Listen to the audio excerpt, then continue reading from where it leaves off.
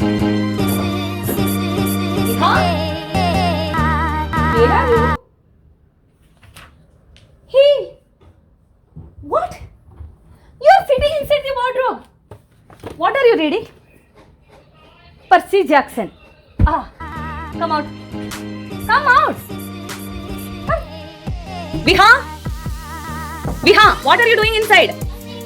You are sitting there for a long time. Come out. I'm reading. Hi everyone, welcome back to Storytime with Viha. I know I haven't come to you from a long time, and here I am to talk about a new book, Percy Jackson, written by Rick Riordan. This series has 5 books. The first book is The Lightning Thief. The second book is Sea of Monsters. The third book is The Titan's Curse.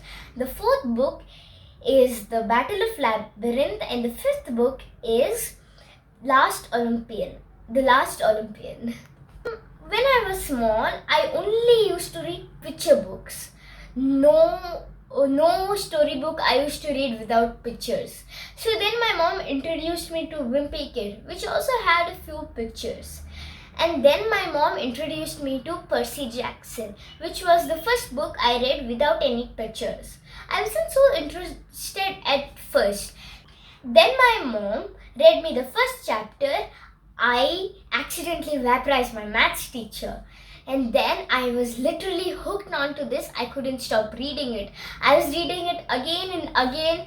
I know seems like kind of boring to read it again and again, even though you know the story, but it's so interesting that I just can't leave it. I keep hiding the Kindle from my mother and read it under the bed, in the bathroom, everywhere. Wherever I get a chance, I read it. So I thought I'll just review this book before my mom snatches the Kindle away. Percy Jackson is a big sword fighter. Sorry, before that I forgot to tell who he is. He is a half-blood, which means half human, half god, all hero. So coming back to sword, he was a big sword fighter. When I read the story of Kanthirava and Percy Jackson, I felt that these two books are so similar. They both had sword fighting.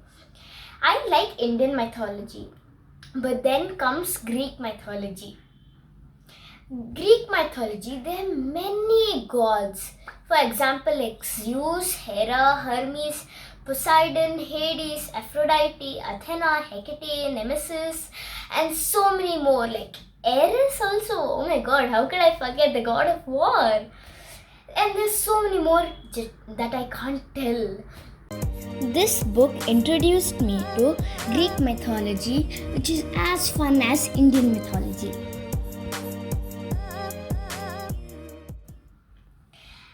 And before also, when I was telling that who Percy Jackson is, I forgot to add one more thing, that Percy Jackson's father is a god. Remember Poseidon, the sea god? He is also a god. Percy Jackson's mom is a mortal, meaning she's not a god, just plain mortal like all of us. And when Percy Jackson fights Greek monsters, he makes it so scary, thrilling, and suspense. Like, oh my god, you can't stop reading them. I can never keep it down. If I don't read it every second, I'll go mad. In Percy Jackson, it's not like the third person is narrating the story. It's like Percy Jackson himself is narrating the story of what happened to him. And reading this book, my vocabulary has improved a lot.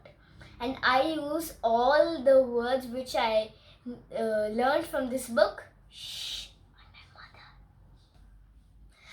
I suggest even parents to read it. Parents, kids, everyone is going to love it. Even my father, I have told my father to read it too, because me and my mom have a Kindle and my father has a Kindle. So I've told him to read it, and I am sure of it that he is gonna love it. Even my mom has started reading with me, and she tells it's wow, like it's amazing.